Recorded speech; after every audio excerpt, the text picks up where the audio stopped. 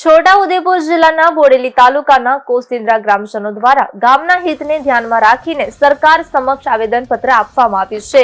ગામમાંથી પસાર થતી નવી NH56 રોડની કામગીરીને લઈને ગ્રામજનોમાં ચિંતા વ્યક્ત કરવામાં આવી છે। ગ્રામજનોનું કહેવું છે કે રોડની પહોળાઈ વધારવાની પ્રક્રિયામાં ગામના અનેક મકાનો અને દુકાનોને નુકસાન થવાની શક્યતા છે, જેને કારણે અહીં વર્ષોથી વસવાટ કરતા પરિવારો તેમજ સ્થાનિક વેપારીઓને ભારે મુશ્કેલીઓ ઊભી થવાની ભીતિ છે। ઘણા પરિવારો અને વેપારીઓ માટે અચાનક સ્થળાંતર કરવું મુશ્કેલ હોવાનું પણ તેમણે જણાવ્યું છે। સરકાર દ્વારા રોડની પહોળાઈ અંદાજે 45 મીટર સુધી વધારવાની પ્રક્રિયા હાથ ધરવામાં આવી રહી છે। આ નિર્ણયથી ગામના અનેક મકાનો અને દુકાનો પર સીધી અસર થવાની શક્યતા છે। ગ્રામજનોની માંગ છે કે ગામને ઓછામાં ઓછું નુકસાન થાય તે રીતે યોજના તૈયાર કરવામાં આવે તેમજ રોડની યોગ્ય બાઉન્ડરી નક્કી કરવામાં આવે। હાલની પ્રોજેક્ટ પ્રક્રિયામાં જમીન, મકાન અને દુકાન માટેના વળતર અંગે પૂરતી સ્પષ્ટતા કરવામાં આવી નથી। વર્ષ 2022ના દર મુજબ નક્કી કરાયેલ વળતર હાલની બજાર કિંમતની સરખામણીએ ઘણું ઓછું હોવાનું ગ્રામજનોનું માનવું છે। અમારી એ માંગ અમારે 2 ઘર છે, 2 દુકાનો છે, બધાના ઘર મકાન રોજગાર છીનવાય છે। એના માટે એવું છે કે જેટલું બની શકે એટલું ઓછામાં ઓછો જગ્યા જાય તો સારું, એમ યોગ્ય વર્તન મળે તો સારું। એમ અમારું તો બધું છીનવાય છે, મકાન, દુકાન, રોજગાર। મેન તો રોજગાર જાય, મકાન ચાલુ કઈ રોજગાર હો જાય છે।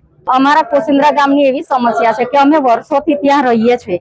અમારો ધંધો, રોજગાર બધું ત્યાંથી શરૂઆત થાય છે અને ઘર એટલે ઘણી મોટી વસ્તુ કહેવાય। આજે તમારું પોતાનું ઘર છૂટી જાય, આટલા વર્ષોથી તમે વસેલા હોય તમારું ઘર જાય, એનું દુઃખ શું થઈ શકે તે જે લોકોનું ઘર જાય એ લોકો સમજી શકે છે।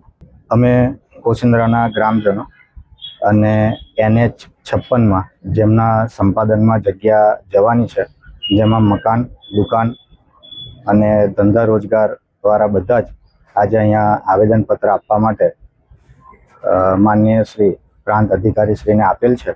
અને એમાં અમારી મુખ્ય માંગો જે છે એ અનુસાર અત્યારે રીસર્વેની અમારી માગણી છે, વત્તા ઓછામાં ઓછું સંપાદનમાં જગ્યા જાય જેથી ધંધા રોજગાર બધાના ઓછા છીનવાય, એની પણ અમારી ખાસ માગણી છે। એ સિવાય અમને 2022 અનુસાર જે કંઈ જંત્રી અને એના પ્રમાણે જે ચૂકવણું કરવામાં આવવાનું છે હજુ આવેલ નથી, પણ જે સંપાદન કરવા માગે છે એ નવી જંત્રી અને હાલમાં 2026ના બજાર ભાવ પ્રમાણે ચૂકવે એવી અમારી માગણી છે। એ સિવાય અમારા ગામમાં વર્ષોથી એક પાણી નિકાલનો પ્રશ્ન છે, જે કોસિન્દ્રા હાઈવે NH અત્યારે છરકે છે ત્યાં ચોકડી ઉપર પાણી ખૂબ ભરાઈ જાય છે, એ પણ સોલ્યુશન એમના સ્ટ્રક્ચરમાં લે એ અમારી માંગ છે। એ સિવાય આ બધાના જ ધંધા રોજગાર વધારે જગ્યા સંપાદન કરે તો જ જાય એમ છે, તો મિનિમમ જેટલી જરૂર છે એટલું એ સંપાદનમાં લે એવી અમારી ખાસ માંગ છે। અને વળતર નવા પ્રમાણે અને બજાર ભાવ પ્રમાણે આપો એવી માગણી છે।